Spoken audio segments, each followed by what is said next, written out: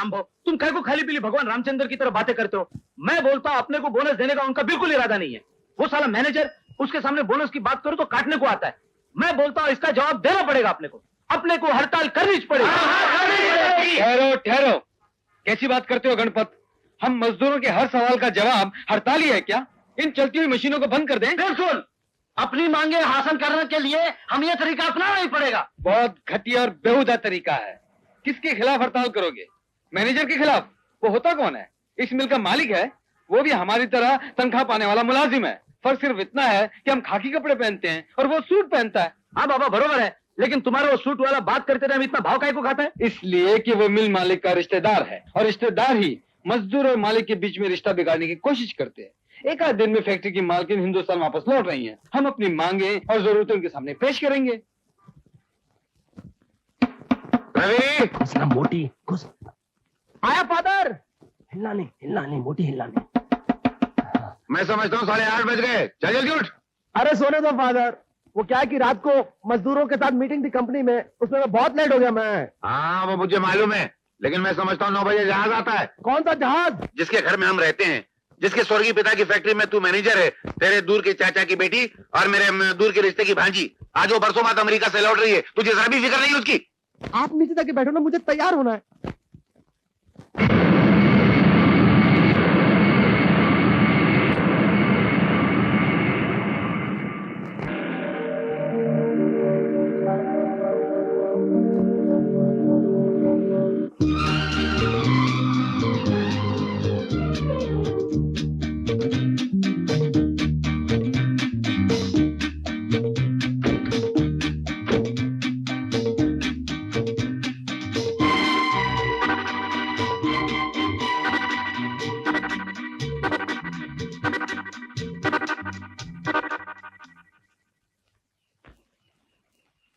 अरे यहाँ बैठा तो बीड़ी पी रहा है, देखा नहीं मालकिन आ गई। अरे बाप रे, मालकिन? हाँ मालकिन। अरे मैंने तो समझा अपना रवि बाबू रोज की तरह किसी छोकरी को लेकर आए।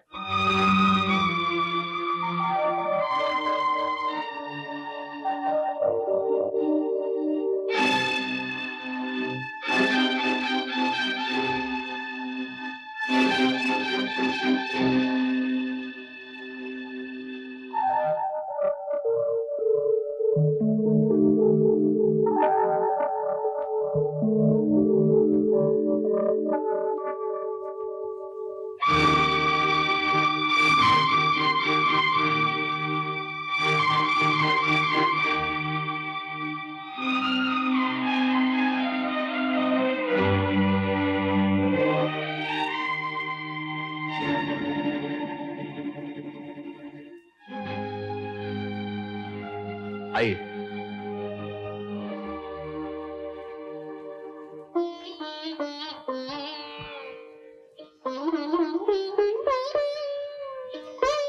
अंकल। हाँ बेटी। एक फूलों के हार की कीमत क्या होगी? 10-15 रुपए। क्या हमारी फैक्ट्री इतने नुकसान में चल रही है? पिताजी की तस्वीर के लिए एक हार खरीदने को पैसा नहीं रहा। रवि, एक फूलों की हार की कीमत कितनी होती है? 10-15 रुपए। तो क्या हमारी फैक्ट्री इतने नुकसान की घेर में चल रही कि एक हार खरीदने को पैसे नहीं रहे तुम्हारे पास? ऐसी कोई बात नहीं है सीता देवी, हर रोज इन हाथों से फूल चढ़ाता हूँ इस तस्वीर पर। लेकिन तुम्हारे आने की खुशी में 3 दिन पहले मैं बालाजी के मंदिर गया था। उस वक्त ये काम मैंने नौकरों को सुपुर्द कर दिया था। काम मर गए सब। शंकर, शंभू, टीटा टोली सब आओ इधर। तुम लोगों की वजह से क्या कुछ सुनना पड़ता है मुझे?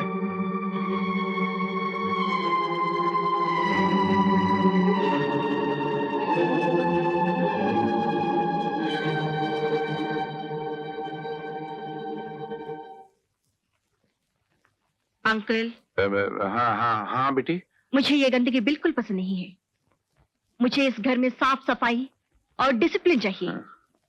आज के बाद सब नौकर साफ सुथरे और यूनिफॉर्म पहने हुए चाहिए। अच्छा अंकल, हाँ बेटी। वो जो बाहर बैठा बीड़ी पी रहा है, उसे नौकर से छुट्टी कर दीजिए। अच्छा। Attention, stand at ease. Attention, stand at ease. Attention, stand at ease. Attention, stand at ease. अबे हाथी गेंडे वैसे की औलाद म्यूनसिपालिटी के इंजन मेरे पैर की चटनी बना दिया। अबे तेरी आंख में नीचे देखने का गियर नहीं है क्या? आपको बोला है कि ऑपरेट करने के टाइम पे नीचे नहीं देखना बोल के। अबे वो भूत के डराने वाले हैवान, रूस अमेरिका को झगड़ा करने के लिए एटम बम की क्या जरूरत है? तुझको खींच के मार दे, आधी दुनिया उड़ जाएगी। अब खा कसम, दोबारा मेरे पैर पे पैर नहीं रखेगा। मैं कसम खाता हूं। तेरी माँ ने तेरे को 9 महीने पेट में कैसे रखा होगा? लगता पहले दिन ही तू उसके पेट से टपक गया होगा। अरे बुलडोजर, तू खड़ा खड़ा मुंह क्या देख रहा है? उठा ना। अबे तू मेरे पैर के नीचे हाथ के ऊपर हाथ पकड़।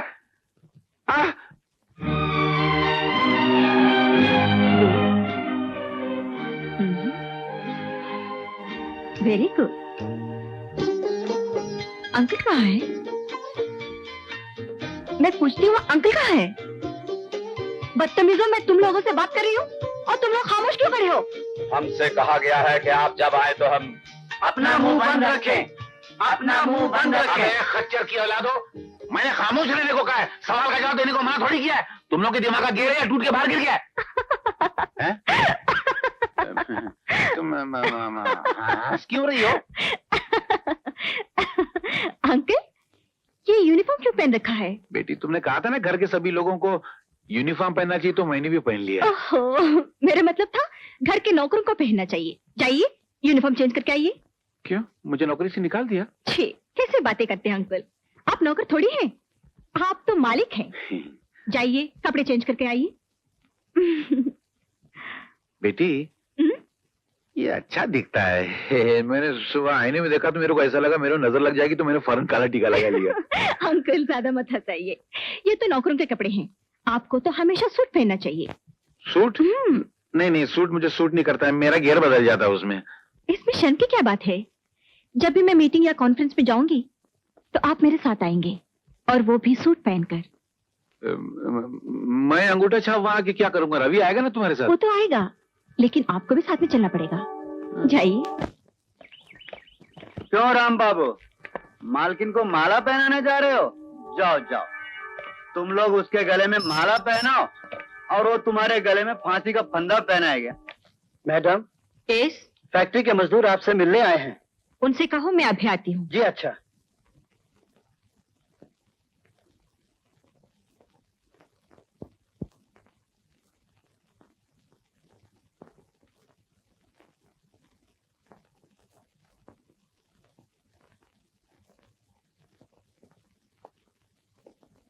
सीता,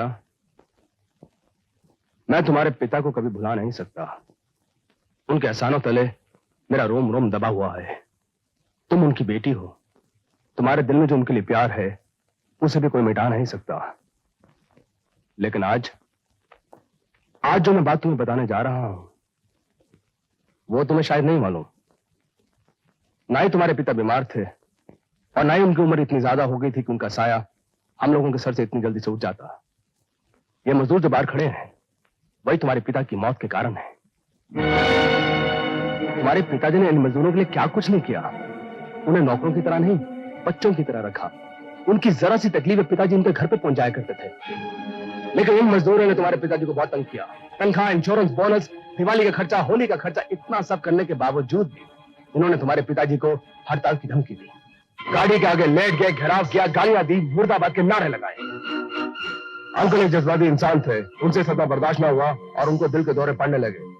फिर भी ये लोग बाज ना आए और आखिर अंकल को मौत की नींद सुला के ही छोड़ा।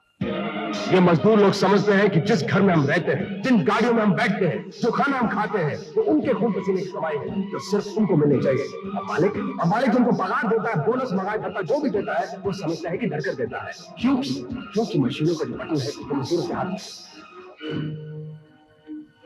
उन लोगों से कहो कि मेरा घर है, मिलना है तो ऑफिस में आके मिले।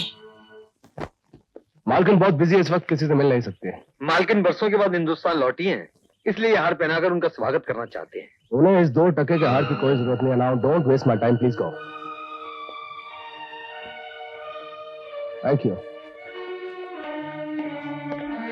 क्यों, पहना है माला? लाओ यार लाओ, अपने पुराने साथी को पहनाओ माला। जा रहे हो?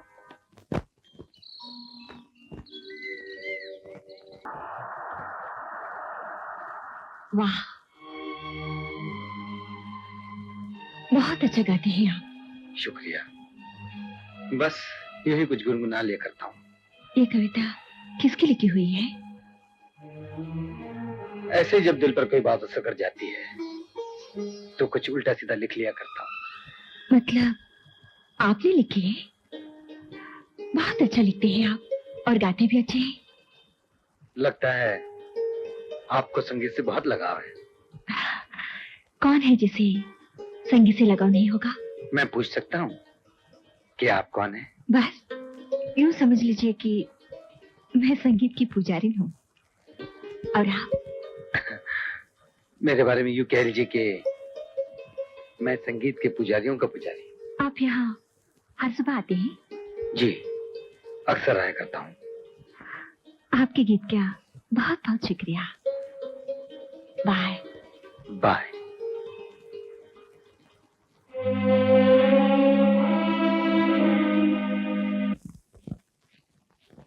सीता, उन मजदूरों को मैं क्या जवाब दूं जो बाहर तुम्हारा इंतजार कर रहे हैं?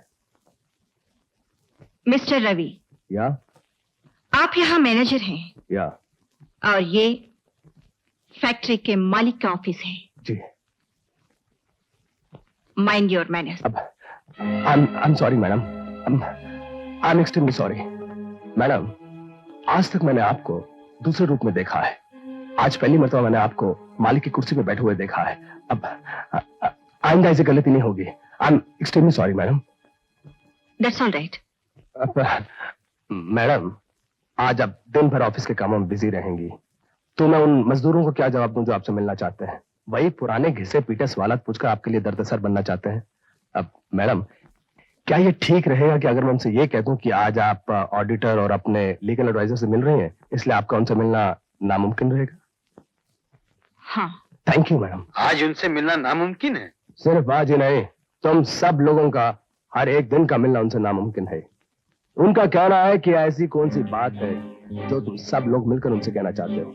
कोई फैक्ट्री की समस्या है या और कोई प्रॉब्लम है तो मैनेजर को उनसे नहीं। मेरी एक बात और कान खोलकर अच्छी तरह से सुन लो कि बड़े लोगों से ऐसे नहीं मिला जाता कि मुंह उठाए और चल दिए। उनका एक एक मिनट कीमती होता है। उनसे मिलने के लिए पहले अपॉइंटमेंट लेना पड़ता है। अपॉइंटमेंट? अब ये नौबत आ गई है कि मजदूर को मालिक से मिलने के लिए अपॉइंटमेंट लेना पड़ेगा।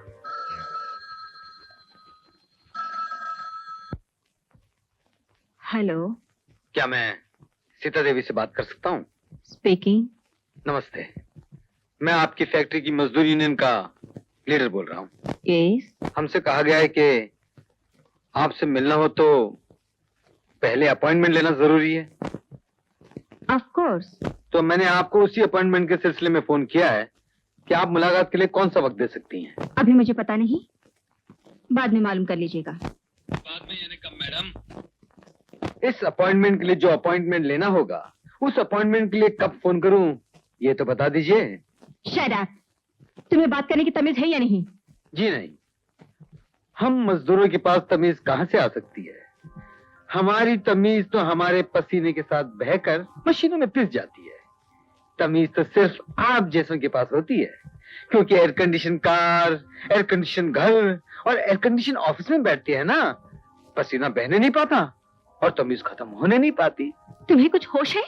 क्या बकवास कर रही हो तुम? जी हाँ मैडम, मैं बिल्कुल होश में हूँ और अच्छी तरह समझ रहा हूँ कि मैं क्या कह रहा हूँ, और वही आपको समझाना चाहता हूँ कि मजदूर और मालिक का रिश्ता ऐसा होता है जैसे आत्मा का शरीर से। अगर आत्मा और शरीर के बीच अपॉइंटमेंट की दीवार खड़ी कर दी गई तो जिंदगी को डिसअपॉइंटमेंट का मुंह देखना पड़ जाएगा। बकवास बंद करो और अपनी जुबान को लगाम दो। तुम लोगों को मुझसे मिलने की, मुझे फोन करने की कोई जरूरत नहीं। तुम्हारे लिए इतने ही कहना काफी है कि मैं मालिक हूँ और तुम मजदूर हो। अगर तुम्हें कुछ कहना है तो मैनेजर से कहो, मुझसे नहीं। आइंदा ख्याल रहे। That's all.